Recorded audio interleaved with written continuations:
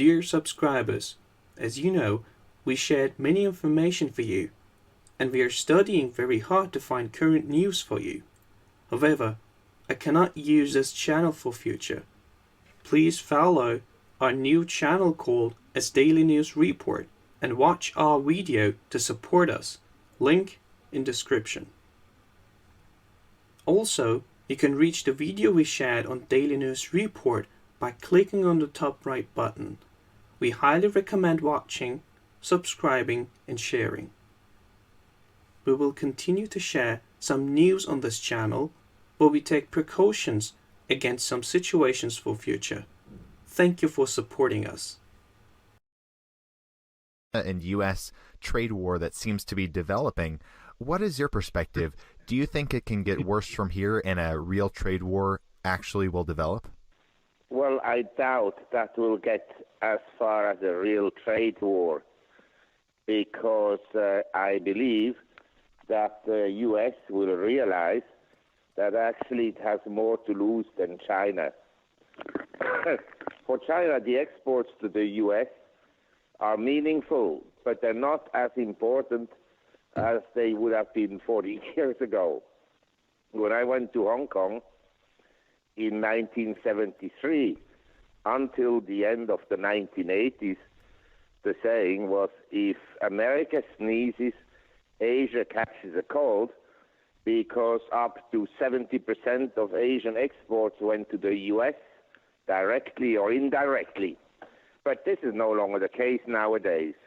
In Asia, the largest trading partners are actually Asian countries. All Asian countries export more to China than to the U.S., with the exception of India. And globally, China exports more to commodity producers and to countries that have a free trade agreement with China than to the U.S. So the U.S. is still an important trading partner, but it's no longer the most important trading partner. Hi, Dr. Faber. I just wanted to ask your thoughts. I know that this is more of a short-term question. There's a lot of people out there who are U.S. dollar bullish, at least in the short to medium term. They think that there's going to be a rebound. I know last year it devalued 10% versus other large trading fiat currencies. Do you see any type of rebound in the DXY, and if so, why potentially? Well, there has been a big long position in euros and the short position in US dollars in recent weeks. And obviously, just the talk about the trade war leads to essentially the dollar strengthening. But I don't think this strength will last very long. Because when you think about it, the U.S. under Mr. Trump would actually like to make America great again. In other words, he wants to make America more competitive. Trump is complaining about the weakness of other currencies in the world. In other words, that in his view, the dollar is too strong compared to other currencies in the world. I'm not sure he can think that far, but anyway, that is the implication.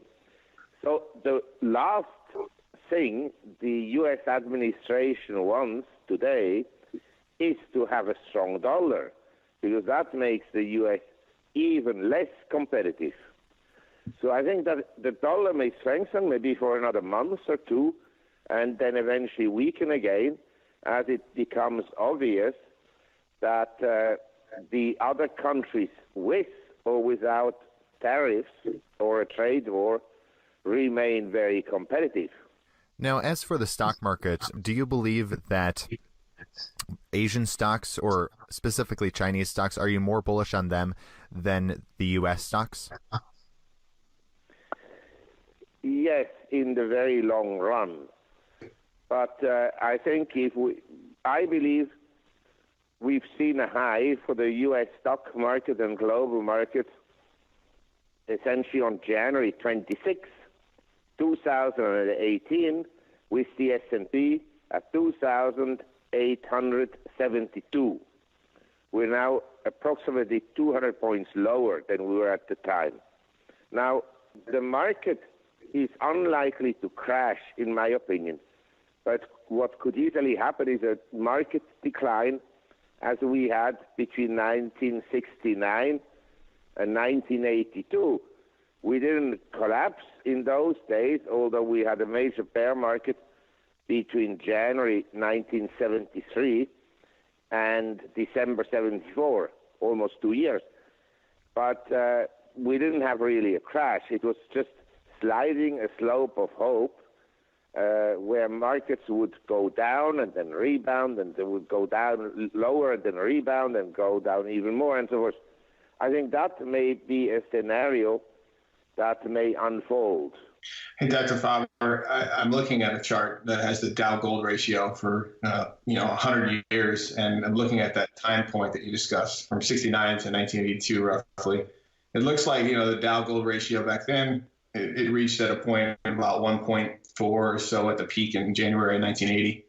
Now, the Dow obviously is not the greatest measure of the stock market because it's 30 rotating companies that get changed out all the time depending on how well they're doing.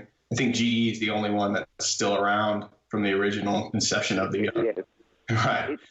It's barely around. Right. It's been a terrible stock. That's true. But I'm just looking. Even the S&P 500 gold ratio. Right now we're around just 2 or so roughly S&P versus gold. But in 1980 it hit 0.2. So if we went back to a situation where it was like 1980, that's a 10 multiple of gold versus S&P 500. Do you foresee that happening? Let's say in the 2020s, possibly. Is that potential something that could be the peak of this? Well, I could easily foresee that happening again, in the sense that the S&P would grossly underperform gold in the years to come. That wouldn't surprise me at all. But the point is, it may not happen right away. I think it may happen in future, but it may take maybe a few years until we're there. Right. Because the belief right now among investors is very strongly geared towards equities globally, and especially towards among young investors, it's geared towards cryptocurrencies.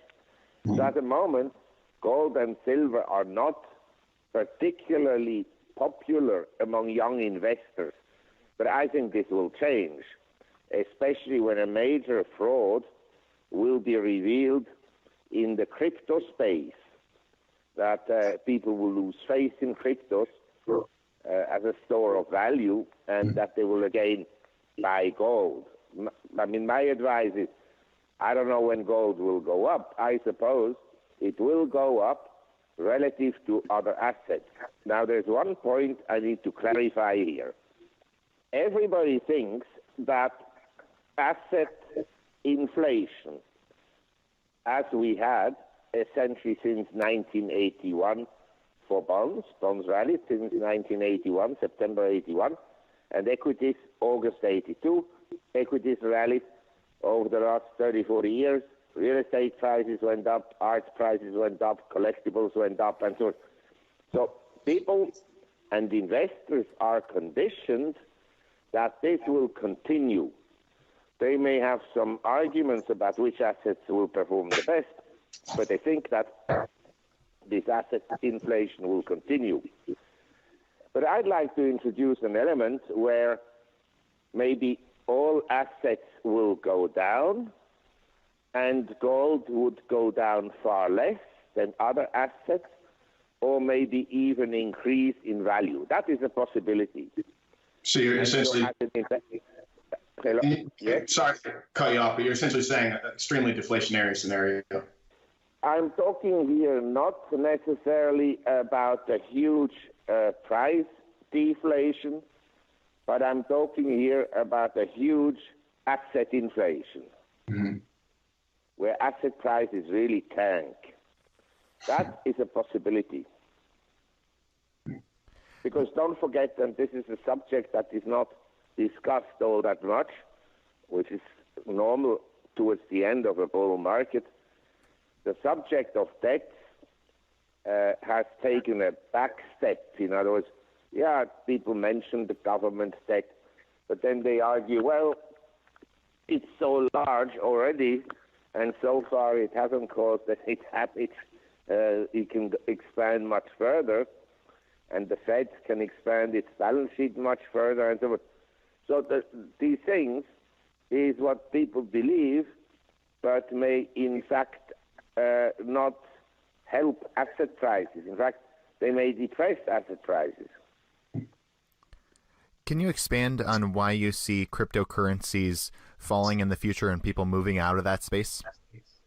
Well, I didn't say they will fall.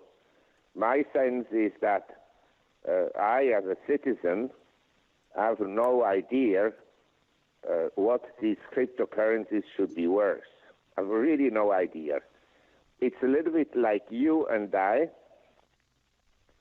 We would print a new currency or a new banknote, say a $500 banknote or a $1 million banknote or whatnot, and we would restrict the number of bills that we would print to, say, 1 million or 10 million or 20 million, whatever. And our neighbor, seeing that we were able to sell these freshly printed banknotes, he says, that's a great idea. I start my own printing machine. He prints also something like new paper currency, and so on and so forth. And the crypto craze has created now more than 1,500 different cryptocurrencies. And whether they will all be worth anything, that is a big question. I have my reservations about that. Now, can the one or the other have some value? Yeah, maybe, but I don't know what the value will be. And if I have no idea what the value will be, I'm not terribly interested to invest a large amount of money in this concept. Yeah, I'm not sure if you're familiar with it, Dr. Faber. I think there was an academic study about Mt. Gox and the price of Bitcoin going from $150 to $1,000. And you can Google it. I think it's called price manipulation in the Bitcoin ecosystem. And it's a long academic study about the data. And no one was, except for the people who ran Mt. Gox, no one got indicted for this. So my hunch is that Bitcoin traders were just simply emboldened. And if you look at the concentration of who owns Bitcoins, it's only 1,000 or so who own about 40% of the Bitcoin in the world. So for them to collude together and ramp the price up and down and make money in futures now on the COMEX, it's possible to make money both ways. So yeah, sure, that I can envision. Yeah. As I say, I don't know how much it will be worth. Right. And what I have observed, however, and that should be a warning signal, I have a house here in the north of Thailand, specifically in Chiang Mai.